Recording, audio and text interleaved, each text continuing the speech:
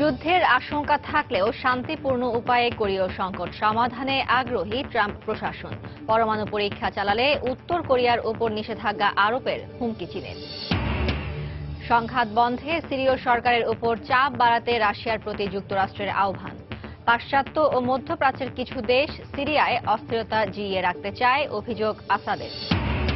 এবং পাকিস্তানের উত্তর পূর্বাঞ্চলে মার্কিন ড্রোন হামলায় 7 জঙ্গি নিহত। ভারত ও আফগানিস্তানের বিরুদ্ধে তালেবানকে অর্থ সহায়তা দেওয়ার অভিযোগ ইসলামাবাদের।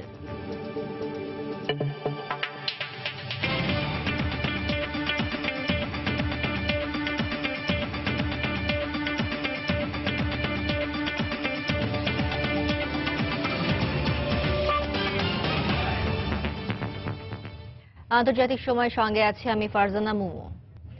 উত্তর কোরিয়ার সঙ্গে যুক্তরাষ্ট্রের যুদ্ধের আশঙ্কা থেকে গেলেও সংঘাত এড়িয়ে শান্তিপূর্ণ উপায়ে চলমান সংকট সমাধানের কথা ভাবছে ট্রাম্প প্রশাসন।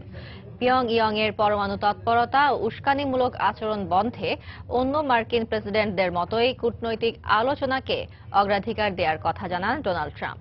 এদিকে আবারও পরমাণু বোমার পরীক্ষা চালালে একযোগে অবরোধ আরোপ করা হবে বলে উত্তর কোরিয়াকে সতর্ক করেছে চীন। উস্কানিমূলক আচরণ থেকে সরে আসতে দেশটির প্রতি আহ্বান জানিয়েছেন রুশ প্রেসিডেন্ট ভ্লাদিমির পুতিন ও জাপানি প্রধানমন্ত্রী শিনজো অ্যাবে। উত্তর কোরিয়ার ক্ষেপণাস্ত্র পরীক্ষা ও যুক্তরাষ্ট্রের উপর পরমাণু হামলার হুমকির মধ্য দিয়ে গত কয়েক সপ্তাহ ধরেই কোরীয় উপদ্বীপে উত্তেজনা বিরাজ করছে। পরিস্থিতি মোকাবিলায় যুক্তরাষ্ট্র প্রাথমিকভাবে কিছুটা আগ্রাসী অবস্থানে গেলেও পিয়ংইয়ংকে বশে আনতে চীনকে কাজে লাগানোর কৌশল বেছে নেয় ওয়াশিংটন। যুক্তরাষ্ট্রের এই নীতি কিছুটা কাজে এসেছে বলে বৃহস্পতিবার জানিয়েছেন মার্কিন পররাষ্ট্রমন্ত্রী রেক্স টিলারসন। তিনি জানান, পিয়ংইয়ং আবারও পরমাণু পরীক্ষা চালালে দেশটির উপর বড় পরিসরে সমন্বিত অবরোধ আরোপ হতে পারে বলে সতর্ক করেছে চীন। উত্তর কোরিয়ার বিষয়টি নিয়ে কয়েকদিন থেকেই চীনের সঙ্গে আমাদের আলোচনা চলছে। যুক্তরাষ্ট্রের পাশাপাশি চীনও পিয়ংইয়ং এর উপর অবরোধ আরোপ করবে বলে দেশটিকে সতর্ক করেছে। এ ব্যাপারে বেইজিং আমাদের সঙ্গে এক হয়ে কাজ করছে। ভবিষ্যতে আরও কিছু বিষয়ে পারস্পরিক সহযোগিতা অব্যাহত থাকবে বলে আশা করছি। এদিকে দায়িত্ব নেওয়ার 100 দিন সামনে রেখে বার্তা সংস্থা রয়টার্সকে দেয়া এক সাক্ষাৎকারে প্রেসিডেন্ট ট্রাম্প উত্তর কোরিয়ার সঙ্গে যুদ্ধের সম্ভাবনার কথা জানিয়েছেন। তবে আলোচনার মাধ্যমে বিষয়টির সমাধানকেই প্রাধান্য দেওয়ার কথা জানান তিনি। একটি বড় সামরিক অভিযানের মাধ্যমে উত্তর কোরিয়ার সমস্যা সমাধানের সুযোগ রয়েছে আমাদের। ব্যাপারটি কঠিন হলেও অন্য মার্কিন প্রেসিডেন্টের মতো আমিও কূটনৈতিক উপায়ে সমাধানকেই প্রাধান্য দিতে চাই। তবে আপাতত অর্থনৈতিক অবরোধের মাধ্যমে দেশটির উপর চাপ প্রয়োগ করতে চাই আমরা। একই সাক্ষাৎকারে দক্ষিণ কোরিয়ায় থার্ড মোতায়েনের জন্য দেশটিকে $100 কোটি দিতে হবে বলে জানিয়েছেন ট্রাম্প। তবে সিউলের পক্ষ থেকে এই বিষয়ে কোনো প্রতিক্রিয়া পাওয়া যায়নি। তাইওয়ানকে আলাদা রাষ্ট্র হিসেবে স্বীকৃতির প্রশ্নে প্রেসিডেন্ট সাই ইং ওয়েন ট্রাম্পের সঙ্গে ফোনে কথা বলার আগ্রহ প্রকাশ করলেও এ সাক্ষাৎকারে ট্রাম্প এটি অগ্রাহ্য করে বলেন, এই মুহূর্তে চীনকে খেপিয়ে তোলার মতো কিছু করতে চান না তিনি। উত্তর কোরিয়ার বিষয়ে চীন যুক্তরাষ্ট্রের সঙ্গে গুরুত্বপূর্ণ মিত্র হয়ে কাজ করছে বলেও মন্তব্য করেন ট্রাম্প। বৃহস্পতিবার জাপানের প্রধানমন্ত্রী রাশিয়া সফরে রুশ প্রেসিডেন্টের সঙ্গে দ্বিপক্ষীয় বিভিন্ন বিষয়ে আলোচনার পাশাপাশি উত্তর কোরিয়া নিয়ে আলোচনা হয়। ক্রমাগত উস্কানিমূলক কর্মকাণ্ড থেকে সরে আসতে পিয়ংইয়ং এর প্রতি আহ্বান জানিয়েছেন জাপানি প্রধানমন্ত্রী শিনজো অ্যাবে ও রুশ প্রেসিডেন্ট ভ্লাদিমির পুতিন। কোরীয় উপদ্বীপে উত্তপ্ত পরিস্থিতির সঙ্গে সংশ্লিষ্ট সব পক্ষকে শান্ত থাকার পাশাপাশি আলোচনার মাধ্যমে সমস্যা সমাধানের আহ্বান জানাচ্ছি। বহুপক্ষীয় আলোচনার মধ্য দিয়েও বিষয়টির একটি গ্রহণযোগ্য সমাধান হতে পারে। এদিকে উত্তর কোরিয়া নিয়ে চলমান সংকট সমাধানে যুক্তরাষ্ট্র শান্তিপূর্ণ উপায় বেছে নেয় একে ইতিবাচক বলে মন্তব্য করেছে চীন ও দক্ষিণ কোরিয়া।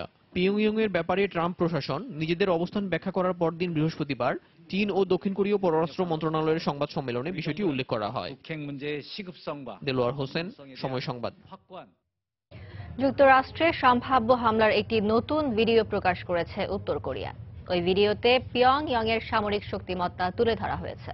এছাড়া ওয়াশিংটন ডিসিতে পরমাণু হামলা হলে কি ধরনের ভয়াবহতা তৈরি হতে পারে তাও দেখানো হয়। এই ভিডিওর মাধ্যমে উত্তর কোরিয়ার বিষয়ে নাক না গলাতে যুক্তরাষ্ট্রকে স্পষ্ট বার্তা দেওয়া হয়েছে বলে জানায় দেশটির গণমাধ্যম। এদিকে উত্তর কোরীয় সেনাবাহিনীর 85তম প্রতিষ্ঠা বার্ষিকী উপলক্ষে চলমান সাময়িক প্রস্তুতি পরিদর্শন করেন দেশটির প্রধান কিম জং উন। শুক্রবার দেশটির পূর্ব উপকূলীয় অঞ্চলের সেনা ক্যাম্প থেকে সামরিক মহড়া উপভোগ করেন তিনি। পিয়ংইয়ং ও ওয়াশিংটনের চলমান উত্তেজনার মধ্যেই এই ভিডিও প্রকাশ করল উত্তর কোরিয়া।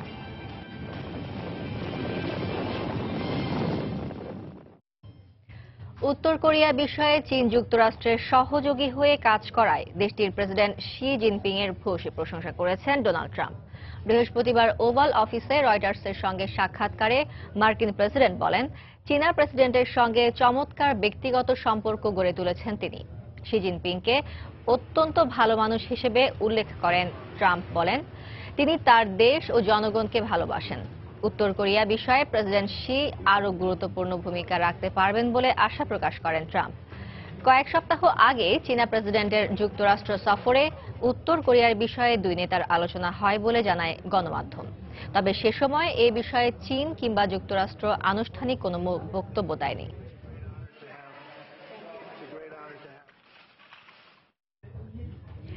সিরিয়া যুদ্ধ বন্ধে রাশিয়ার উপর আরও চাপ প্রয়োগের আহ্বান জানিয়েছেন জাতিসংঘের মার্কিন রাষ্ট্রদূত নিকি হ্যালি। তার মতে একমাত্র রাশিয়াই সিরিয়া যুদ্ধ বন্ধে সবচেয়ে বেশি ভূমিকা রাখতে পারে। এদিকে রাসায়নিক হামলার প্রতিক্রিয়ায় আসাদের বিরুদ্ধে মার্কিন নেতৃত্বাধীন বাহিনীর অভিযানে যোগ দেওয়ার ইঙ্গিত দিয়েছে যুক্তরাজ্য। সিরীয় প্রেসিডেন্ট বাশার আল আসাদ বলেছেন, মধ্যপ্রাচ্যে অস্থিরতা জিইয়ে রাখতে সন্ত্রাসীদের অস্ত্রসহ সব ধরনের সহযোগিতা দিচ্ছে ইসরায়েল। একই সঙ্গে ট্রাম্প প্রশাসনের নিজস্ব কোনো পররাষ্ট্রনীতি নেই বলে এক সাক্ষাৎকারে অভিযোগ করেন তিনি। বৃহস্পতিবার সরকারি বাহিনীর দফায় দফায় বিমান হামলায় কেঁপে ওঠে ইদলিব নগরী। এতে পুরোপুরি ধ্বংস হয়ে যায় দুটি হাসপাতাল সহ কয়েকটি আবাসিক ভবন। পরে স্থানীয়দের সহযোগিতায় হতাহতদের উদ্ধার করে হোয়াইট হেলমেট কর্মীরা। এ পরিস্থিতিতে জাতিসংঘে নিযুক্ত মার্কিন রাষ্ট্রদূত নিকি হ্যালি বলেছেন, সিরিয়া যুদ্ধ বন্ধে একমাত্র রাশিয়াই প্রধান ভূমিকা পালন করতে পারে। নিরাপত্তা পরিষদের বৈঠকে তিনি বলেন, এ যুদ্ধ বন্ধে রাশিয়ার উপর সব পক্ষের চাপ প্রয়োগ করতে হবে। সিরিয়া সমস্যা সমাধানে রাশিয়াকে সত্যিকার অর্থে একটি শান্তি আলোচনার পদক্ষেপ নিতে হবে। যুদ্ধ বন্ধে নিরাপত্তা পরিষদে আমরা যতবারই পদক্ষেপ নিয়েছি, রাশিয়া ততবারই তাতে ভেটো দিয়েছে। তারা সবসময় আসাদ সরকারকে সমর্থন দিয়ে যাচ্ছে। তাই রাশিয়ার ওপর আগে চাপ প্রয়োগ করতে হবে। আসাদ একের পর এক অপরাধ করে যাচ্ছে, কারণ সে জানে রাশিয়া তার সঙ্গে আছে। এদিকে ইদলিবে রাসায়নিক হামলার ঘটনায় আসাদ বিরোধী অভিযানে অংশ নেওয়ার ইঙ্গিত দিয়েছে যুক্তরাজ্য। ব্রিটিশ পররাষ্ট্রমন্ত্রী বলেছেন, আসাদের বিরুদ্ধে লড়াইয়ে যুক্তরাজ্যের সহায়তা চেয়েছে যুক্তরাষ্ট্র। যে ভয়ঙ্কর রাসায়নিক হামলার ঘটনা ঘটেছে তা উপেক্ষা করা আমাদের জন্য অসম্ভব। সব তথ্য প্রমাণ বলছে রাসায়নিক হামলার নেপথ্যে রয়েছেন প্রেসিডেন্ট আসাদ। তিনি বারবার নিজ দেশের জনগণের উপর অবৈধ অস্ত্র ব্যবহার করছেন। আসাদ বিরোধী লড়াইয়ে ডোনাল্ড ট্রাম্প আমাদের সহযোগিতা চেয়েছেন। এই অনুরোধ প্রত্যাখ্যান করা খুবই কঠিন। অন্যদিকে দামেস্কে আন্তর্জাতিক বিমানবন্দরের কাছে ইসরায়েলি বিমান হামলার প্রতিক্রিয়ায় প্রেসিডেন্ট বাশার আল আসাদ বলেছেন, সেনাবাহিনীর ওপর ইসরায়েলের হামলা সরাসরি আগ্রাসনের শামিল। ভেনেজুয়েলার টেলিভিশনকে দেয়া সাক্ষাৎকারে তিনি বলেন, মধ্যপ্রাচ্যে অস্থিরতা জিইয়ে রাখতে ইসরায়েল আরব দেশগুলোর সন্ত্রাসীদের অস্ত্র থেকে শুরু করে সব ধরনের সহযোগিতা দিচ্ছে। মধ্যপ্রাচ্যের বিভিন্ন দেশের পাশাপাশি পশ্চিমারাও সিরিয়ায় অস্থিরতা জিইয়ে রাখতে চায়। আর প্রেসিডেন্ট ট্রাম্প সিরিয়া সহ যে কোনো বিষয় সিদ্ধান্তের ক্ষেত্রে দেশটির বিভিন্ন বাহিনী ও অর্থনৈতিক প্রতিষ্ঠানের উপর নির্ভরশীল। তার কোনো নিজস্ব পররাষ্ট্র নীতি নেই। তারা যে আলোচনার মাধ্যমে সংকট সমাধানের কথা বলে, তার কোনো ভিত্তি নেই। যুক্তরাষ্ট্র সবসময় অন্য দেশে অনধিকার চর্চার মাধ্যমে বিশৃঙ্খলা তৈরি করে সুবিধা নেওয়ার চেষ্টায় লিপ্ত থাকে। বৃহস্পতিবার হঠাৎ করেই দামেস্কের আন্তর্জাতিক বিমানবন্দরের কাছে বিমান হামলা চালায় ইসরায়েলি বাহিনী। সিরিয়ায় ইরানের অস্ত্র সরবরাহ রোধ করতেই এ হামলা চালানো হয়েছে বলে জানায় তেল আবিব। হামলার নিন্দা জানিয়েছে রাশিয়া ও ইরান। রবিউল ইসলাম আওলাদ, সময় সংবাদ। সিরিয়ার ইদলিবে রাসায়নিক হামলার জন্য দেশটির সরকারকে দোষারোপ করে ফরাসি গোয়েন্দা সংস্থার রিপোর্টের সত্যতা নিয়ে প্রশ্ন তুলেছে রাশিয়া। একই সঙ্গে এতে কোনো আন্তর্জাতিক তদন্ত সংস্থা অংশ নেয়নি বলে অভিযোগ করেছে রুশ পররাষ্ট্র মন্ত্রণালয়। বৃহস্পতিবার মন্ত্রণালয়ের পক্ষ থেকে বলা হয়, ফ্রান্সের এই রিপোর্ট থেকে ধারণা করা হচ্ছে তারা আন্তর্জাতিক রাসায়নিক অস্ত্র নিরস্ত্রীকরণ সংস্থার রিপোর্ট বিশ্বাস করে না এবং সিরিয়ার রাসায়নিক হামলার বিষয়টি প্রভাবিত করে নিজেদের দিকে নেয়ার চেষ্টা করছে। এর আগে ব্রিটিশ ও তুর্কি বিশেষজ্ঞরাও সিরিয়ায় রাসায়নিক হামলার জন্য দেশটির সরকারি বাহিনীকে দোষারোপ করে। বুধবার ফরাসি পররাষ্ট্র মন্ত্রণালয় 4 এপ্রিল ইদলিবে বিষাক্ত সারিন গ্যাস হামলায় 100-এরও বেশি বেসামরিক নাগরিক নিহতের ঘটনায় সরকারি বাহিনীকে দায়ী করে একটি রিপোর্ট প্রকাশ করে।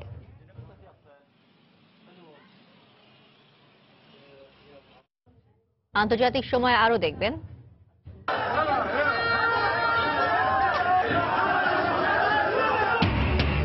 মেসিডোনিয়ায় পার্লামেন্টের ভেতরে হাঙ্গামা, সংসদ সদস্যদের ওপর বিক্ষোভকারীদের হামলায় 10 জন আহত।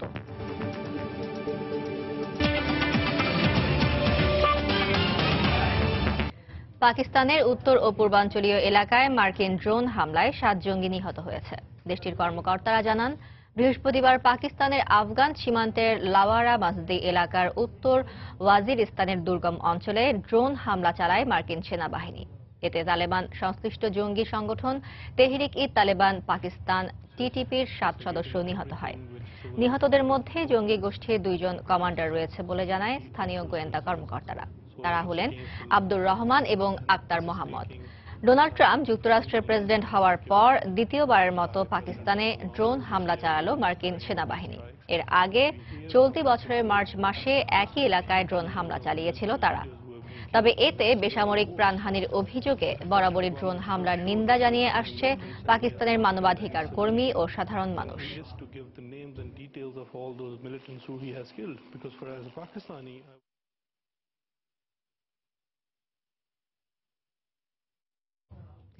এবার ভারত ও আফগানিস্তানের বিরুদ্ধে জঙ্গি গোষ্ঠী তালেবানকে আর্থিক সহায়তা দেওয়ার অভিযোগ তুলেছে পাকিস্তান। টিটিপি বা পাকিস্তানি তালেবানের প্রাক্তন মুখপাত্র এহসানুল্লাহ এহসানের স্বীকারোক্তি থেকে এই তথ্য পাওয়ার দাবি করে ইসলামাবাদ। এর আগে এহসানের আত্মসমর্পণের পর বৃহস্পতিবার তার প্রথম ভিডিও প্রকাশ করে পাকিস্তান। দেশটির পররাষ্ট্র মন্ত্রণালয়ের মুখপাত্র নাফিস জাকারিয়া সংবাদ সম্মেলনে বলেন, আফগান ভূখণ্ডকে ব্যবহার করে এই অঞ্চলে সন্ত্রাসবাদকে উস্কে দিচ্ছে ভারত। পাকিস্তানের চরবৃত্তির দায়ে মৃত্যুদণ্ডপ্রাপ্ত ভারতীয় সাবেক নৌ কর্মকর্তা কুলভূষণ ভারতের এমন অপরাজনীতির অন্যতম প্রমাণ বলেও দাবি করে পাক পররাষ্ট্র দপ্তর। এর মধ্যে কুলভূষণের সঙ্গে ভারতীয় প্রতিনিধি দলের দেখা করার বিষয়ে পাকিস্তানি সিদ্ধান্তের অপেক্ষায় রয়েছে বলে জানিয়েছে নয়াদিল্লি। বৃহস্পতিবার পাকিস্তানের প্রতি সাবকে ওই কর্মকর্তার শারীরিক অবস্থা সম্পর্কে জানতে চায় ভারতীয় পররাষ্ট্র দপ্তর।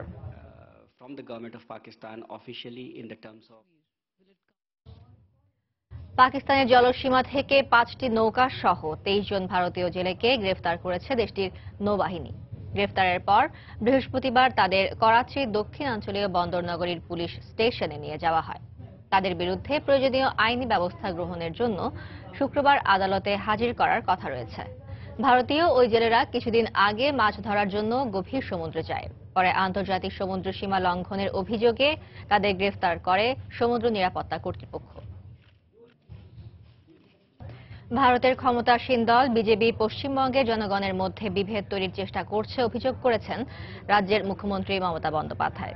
বিজেপি প্রধান অমিত শাহ পশ্চিমবঙ্গ দখলের ঘোষণার প্রতিক্রিয়ায় ভবিষ্যতে দিল্লি শাসনেরও হুঁশিয়ার দিলেন তৃণমূল প্রধান। বৃহস্পতিবার আলিপুর দুয়ারে এক অনুষ্ঠানে মমতা বলেন, দিল্লি থেকে এসে বিজেপি নেতারা মিথ্যা বলে জনগণের মাঝে বিভ্রান্তি ছড়াচ্ছে।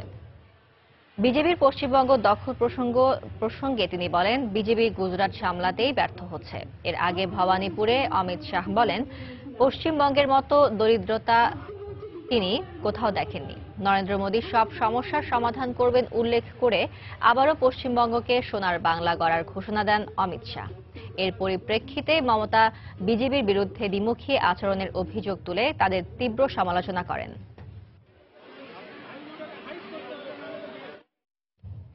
পাকিস্তানের বিশ্ববিদ্যালয়ে ছাত্রকে গুলি করে হত্যার ঘটনায় জড়িত সন্দেহে এক ব্যক্তিকে গ্রেফতার করেছে পুলিশ। এর মধ্যে সে মার্শাল নামের ওই ছাত্রকে গুলি করার কথা স্বীকার করেছে বলে দাবি পুলিশের। ইমরান নামে ওই সন্দেহভাজন মারদান শহরের আব্দুল ওয়ালি খান বিশ্ববিদ্যালয়ের সাংবাদিকতা ও গণমাধ্যম বিভাগের ছাত্র। নিহত 23 বছর বয়সী মার্শাল খান ওই একই বিভাগে পড়তেন। সামাজিক যোগাযোগ মাধ্যমে ধর্ম অবমাননাকর পোস্ট দেওয়ার অভিযোগে গত 13 এপ্রিল মার্শাল ও তার বন্ধুর ওপর চড়াও হয় বিশ্ববিদ্যালয়ের কয়েকশো ছাত্র এবং বহিরাগতরা। এতে মার্শালের বন্ধুকে গুরুতর আহত অবস্থায় উদ্ধার করা গেলেও মার্শাল গুলিবিদ্ধ হয়ে মারা যান। এই ঘটনায় বিশ্ববিদ্যালয়ে সাময়িক বন্ধ ঘোষণার পাশাপাশি 15 ছাত্রকে আটক করার কথা জানায় গণমাধ্যম। আফগানিস্তানের নাঙ্গারহার প্রদেশে আইএস বিরোধী অভিযানের সময় 2 মার্কিন সেনা নিহত হয়েছে। বৃহস্পতিবার সংবাদ সম্মেলনে যুক্তরাষ্ট্রের প্রতিরক্ষা দপ্তর জানায়, গেল বুধবার অভিযানের সময় তাদের সেনাবাহিনীর 2 সদস্য নিহত হয়। চলতি বছরে আইএস বিরোধী অভিযানে দ্বিতীয়বারের মতো মার্কিন সেনা সদস্য হতাহতের ঘটনা ঘটল। পেন্টাগনের পক্ষ থেকে বলা হয়, 2001 সাল থেকে এখন পর্যন্ত আফগানিস্তানে জঙ্গি বিরোধী অভিযানে 2217 জন মার্কিন সেনা নিহত হয়েছে। এছাড়া আহত হয়েছে 20,000-এরও বেশি। বর্তমানে আফগানিস্তানে 8,400 মার্কিন সেনা মোতায়েন রয়েছে। চলতি মাসে নানগরহার প্রদেশে জঙ্গি গোষ্ঠী আইএস এর অবস্থান লক্ষ্য করে মাদার অফ অল বোম নামের সবচেয়ে বড় বোমা নিক্ষেপ করে যুক্তরাষ্ট্র। ইয়েমেন সীমান্তের কাছে সৌদি আরবে হাউথি বিদ্রোহীদের হামলায় সৌদি সেনাবাহিনীর 2 কর্মকর্তা নিহত হয়েছে। সৌদি আরবের স্বরাষ্ট্র মন্ত্রণালয়ের পক্ষ থেকে এক বিবৃতিতে জানানো হয়, বৃহস্পতিবার ইয়েমেন সীমান্তের কাছে সৌদির জিজান এলাকায় সেনাবাহিনীকে লক্ষ্য করে গোলা ছোড়ে হাউথি বিদ্রোহীরা।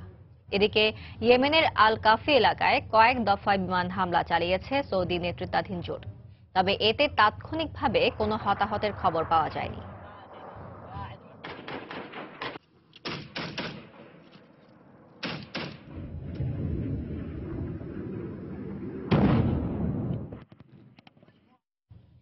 আন্তর্জাতিক সময় আরও যা দেখবেন, ফ্রান্সে প্রেসিডেন্ট নির্বাচনের প্রচারণায় কাদা ছোড়াছুড়িতে ব্যস্ত ল পেন ও ম্যাক্রো।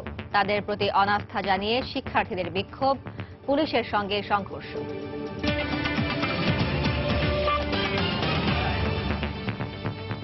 ফ্রান্সের আসন্ন প্রেসিডেন্ট নির্বাচনের প্রচারণায় 2 প্রার্থী এখন একে অপরকে কাদা ছোড়াছুড়িতে ব্যস্ত।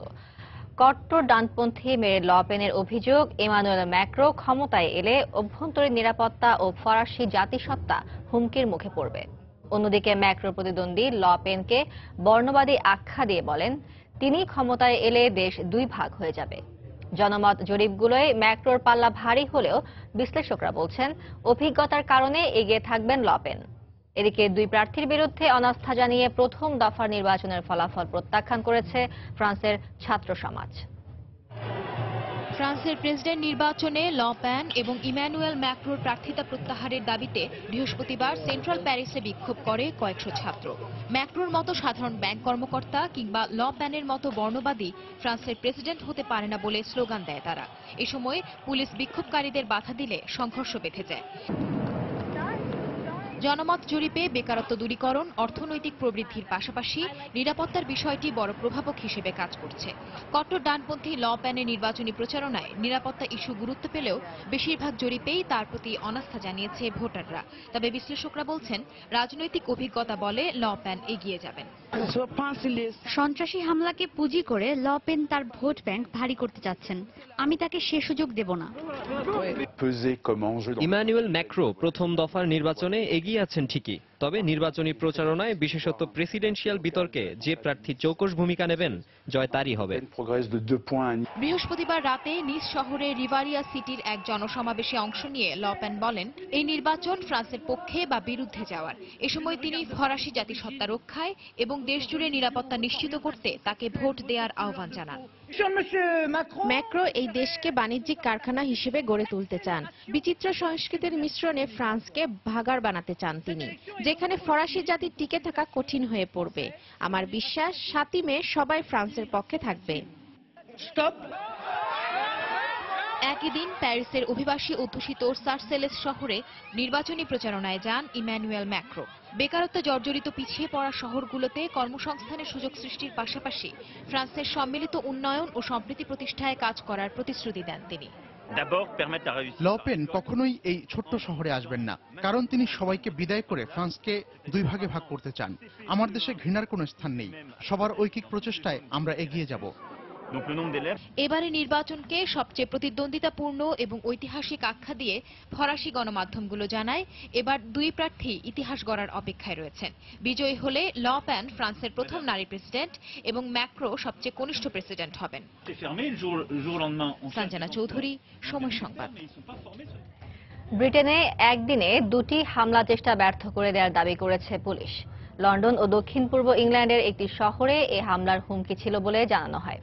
এদিন সন্ত্রাস বিরোধী অভিযানে এক নারী গুলিবিদ্ধ ও আরও 6 জনকে গ্রেফতার করা হয়। সন্ত্রাস বিরোধী তদন্ত চলাকালে যুক্তরাজ্যে হামলার পরিকল্পনা ও প্রস্তুতি নেয়ার সন্দেহে লন্ডন ও কেন্ট কাউন্টি থেকে তাদের গ্রেফতার করা হয়।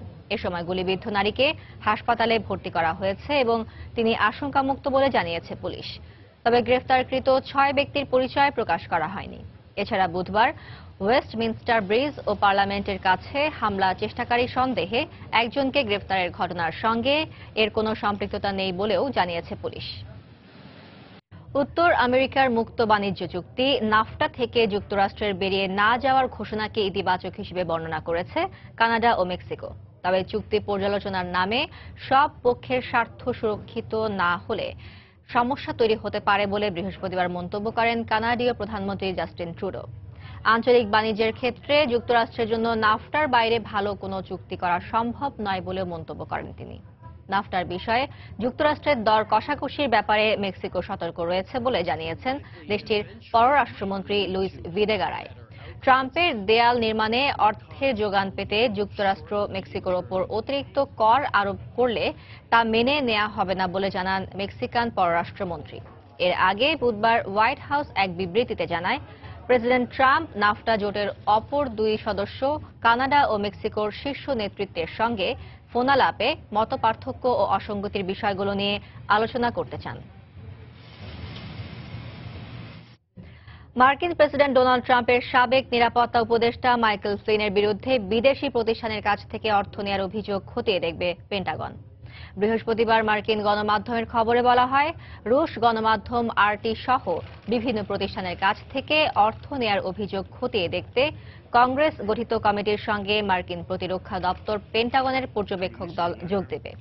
একই দিন মার্কিন কংগ্রেসের শীর্ষ ডেমোক্র্যাট নেতাদের উত্থাপিত নথিপত্রে দেখা যায় 2014 সালে সামরিক বাহিনী থেকে অবসরের পর পেন্টাগনের অনুমোদন ছাড়া বিদেশি কোনো সংস্থা কিংবা প্রতিষ্ঠানের কাছ থেকে অর্থ না নিতে মাইকেল ফ্লিনকে সতর্ক করা হয়েছিল। কৃষ্ণ সাগরে তুরস্ক উপকূলে একটি পণ্যবাহী জাহাজের সঙ্গে ধাক্কা লেগে রাশিয়ার নৌবাহিনীর গোয়েন্দা জাহাজ ডুবে গেছে। রুশ প্রতিরক্ষা মন্ত্রণালয় এক বিবৃতিতে জানিয়েছে, বৃহস্পতিবার বসফরাস প্রণালী থেকে 40 কিলোমিটার উত্তর পশ্চিমে এশট-7 জাহাজের সঙ্গে রুশ গোয়েন্দা জাহাজ লিমানের সংঘর্ষ হয়। এতে জাহাজটির উপরিকাঠামো ক্ষতিগ্রস্ত হয়েছে। এই ঘটনায় জাহাজের কোনো ক্রু হতাহত হয়নি। জাহাজটি থেকে 78 জন ক্রুকে উদ্ধারের খবর জানিয়েছে তুর্কি গণমাধ্যম। ইউনাইটেড এয়ারলাইন্সে হেনস্থার শিকার ভিয়েতনামের বংশোদ্ভূত মার্কিন ডাক্তার আর্থিক ক্ষতিপূরণ পেয়েছেন। তবে এর পরিমাণ প্রকাশ করেনি এয়ারলাইন্স কর্তৃপক্ষ। এপ্রিলের শুরুতে শিকাগো বিমানবন্দর থেকে ডাক্তার ডেভিড দাও নামের ওই যাত্রী ইউনাইটেডের একটি বিমানে ওঠেন। এয়ারলাইন্সের লোকজনের জন্য আসনটি ছেড়ে দিতে বলা হয় তাকে। ডেভিড অস্বীকৃতি জানালে বিমানের আইন প্রয়োগকারী কর্মকর্তারা তাকে টেনে হিঁচড়ে নামিয়ে দেয়। এরপরেই এই ঘটনার একটি ভিডিও ইন্টারনেটে ছড়িয়ে পড়ে। এ নিয়ে তীব্র সমালোচনার মুখে পড়ে ইউনাইটেড এয়ারলাইন্স। ক্ষতিপূরণ দেয়া প্রসঙ্গে ইউনাইটেড প্রধান বলেন, ডাক্তার দাও সঠিক কাজই করেছেন। এই ঘটনায় জড়িত 3 জনকে সাময়িক বরখাস্ত করা হয়েছে।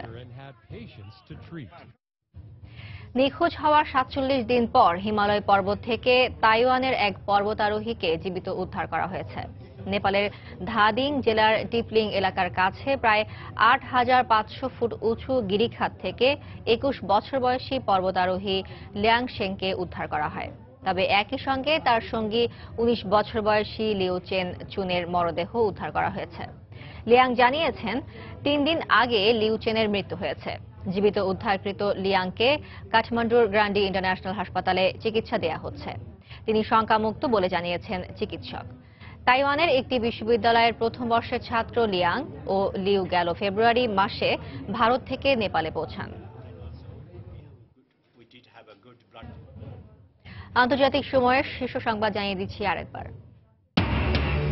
যুদ্ধের আশঙ্কা থাকলেও শান্তিপূর্ণ উপায়ে কোরীয় সংকট সমাধানে আগ্রহী ট্রাম্প প্রশাসন। পরমাণু পরীক্ষা চালালে উত্তর কোরিয়ার উপর নিষেধাজ্ঞা আরোপের হুমকি চীনের। সংঘাত বন্ধে সিরীয় সরকারের উপর চাপ বাড়াতে রাশিয়ার প্রতি যুক্তরাষ্ট্রের আহ্বান। পাশ্চাত্য ও মধ্যপ্রাচ্যের কিছু দেশ সিরিয়ায় অস্থিরতা জিইয়ে রাখতে চায়, অভিযোগ আসাদের। পাকিস্তানের উত্তর পূর্বাঞ্চলে মার্কিন ড্রোন হামলায় 7 জঙ্গি নিহত। ভারত ও আফগানিস্তানের বিরুদ্ধে তালেবানকে অর্থ সহায়তা দেওয়ার অভিযোগ ইসলামাবাদের।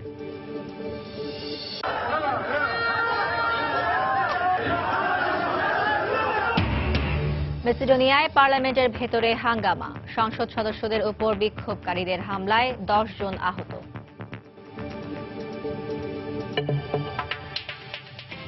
এই ছিল আন্তর্জাতিক সময়ে। যে কোনো খবর পেতে ভিজিট করুন সময় নিউজ.টিভি। সঙ্গে থাকুন সময়।